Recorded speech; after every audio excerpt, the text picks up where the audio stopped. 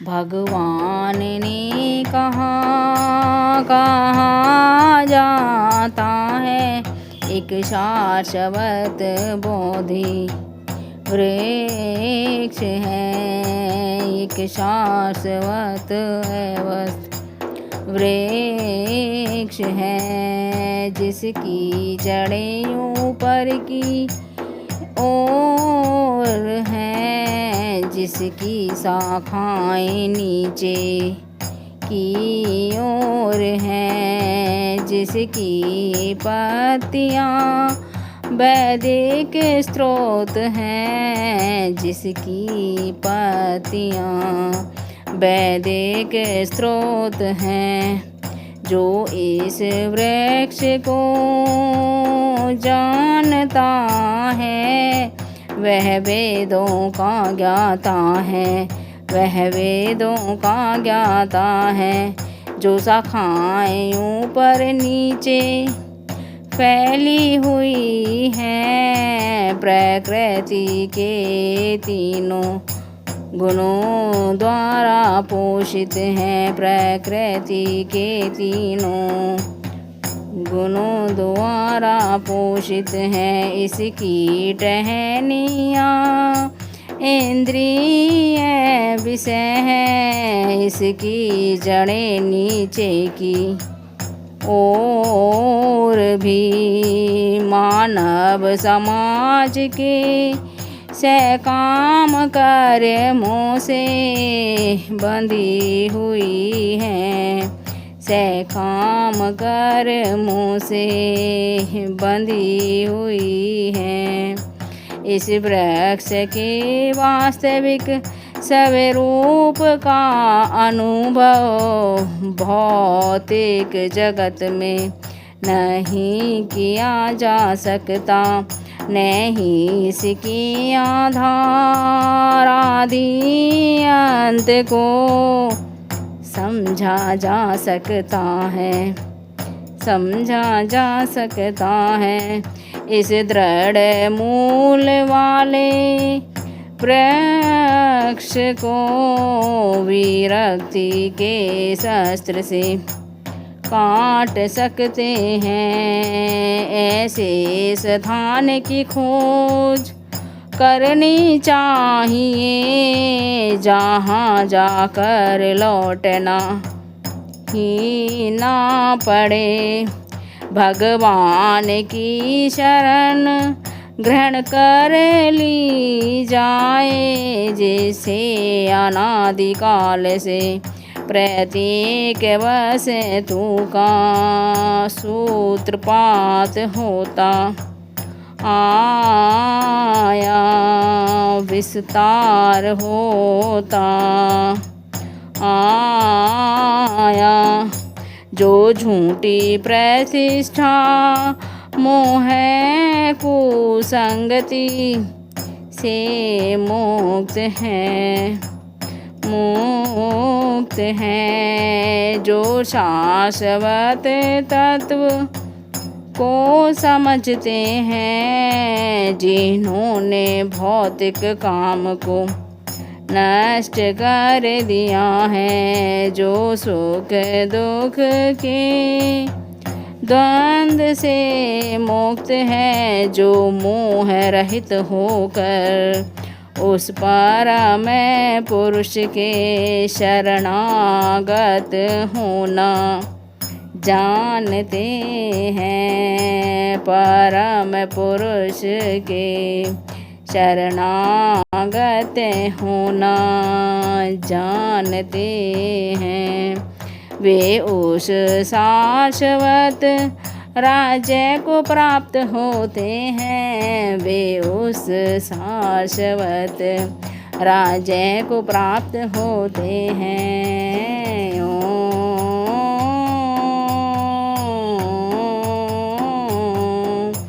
मेरा परम धाम न तो सूर्य द्वारा, न चंद्र द्वारा, न अग्नि बिजली द्वारा प्रकाशित होता है, प्रकाशित होता है। वहाँ जो पहुँच जाते भौतिक जगत में, फिर से लौट कर वो लोग नहीं आते, फिर से लौट कर वो लोग नहीं आते। लोक जगत के सारे जीव मेरे शाश्वत अंश हैं।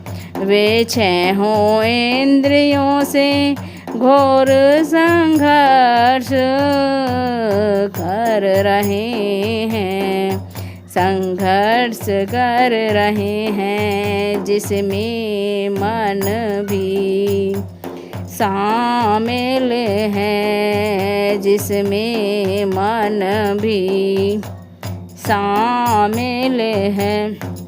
संसार में जीव अपनी देह आत्म बुद्धि को एक शरीर से दूसरे में उसी तरह ले जाता, जिस तरह वायु सुगंधी ले जाता है, जिस तरह वायु सुगंधी ले जाता है। एक शरीर धारण करता फिर दूसरा करता है, दूसरा शरीर धारण करके जीव विशेष प्रकार का आँख नाक कान जीव धारण करता है। आँख नाक जीव नाक त्वचा प्राप्त करता है। जो मन के चारों ओर संपूजित है, जो मन के चारों ओर संपूजित है। मूर्ख ने तो यह समझ पाते हैं, जीव किस प्रकार अपना शरीर त्याग सकता है, जीव किस प्रकार अपना शरीर त्याग सकता है। नहीं प्रकृति के गुणों के अधीन शरीर का भोग करता है, जान पाता है, जान पाता है। जिनकी आँखें ज्ञान से प्रकाशित होती हैं, वह यह सब देख सकता है। आत्म साक्षात्कार को परा योगी जन स्पष्ट रूप से देख सकते हैं, योगी जन स्पष्ट रूप से देख सकते हैं। जो आत्म साक्षात कार को प्राप्त नहीं, वे नहीं देख पाते हैं, वे नहीं देख पाते हैं, वे नहीं देख पाते।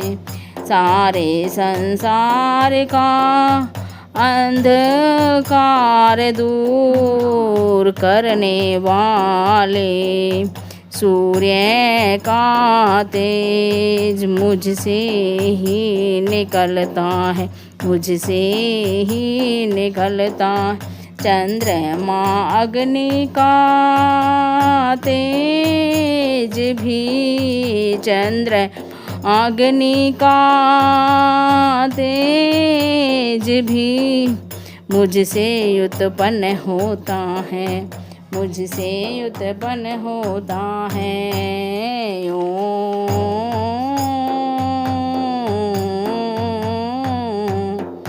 मैं प्रत्येक लोक में प्रवेश करता हूँ, मेरी शक्ति से सारे लोग अपनी कक्षा में स्थित रहते हैं। स्थित रहते हैं। मैं चंद्रमा बनकर जीवन रस प्रदान करता, मैं चंद्रमा बन जीवन रस प्रदान करता। समस्त जीवों के शरीर में पाचन अग्नि, वैश्वानर मैं हूँ, अग्नि वैश्वानर मैं हूँ। प्राणवायु में रहकर मैं अन्नों को पचाता हूँ, अन्न को पचाता हूँ। मैं प्रत्येक जीव के हृदय में आसीन हूँ, मुझसे ही समृद्धि ज्ञान विस्मृति होती है। मैं वेदों का संकलन करता जानने वाला हूँ, वेदों द्वारा मैं जानने योग्य हूँ। जीव दो प्रकार के होते हैं, च्युत अच्युत अथवा चल अचल। भौतिक जगत में जीव च्युत कहलाता है, आध्यात्मिक जगत में जीव अच्युत कहलाता है। दोनों के अतिरिक्त एक परम पुरुष परमात्मा है, परमात्मा है, जो साक्षात विनाशी भगवान है। तीनों लोकों के स्वामी सबका पालन कर रहे हैं, तीनों लोकों के स्वामी सबका पालन कर रहे हैं। मैं शर ऐशर दोनों से परे हैं, सर्वश्रेष्ठ हूँ, सर्वश्रेष्ठ हूँ। वेदों में परम पुरुष रूप में विख्यात हूँ, वेदों में परम पुरुष रूप में विख्यात हूँ।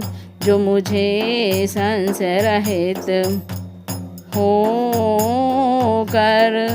पुरुषोत्तम भगवान के रूप में जानता है, पुरुषोत्तम भगवान के रूप में जानता है।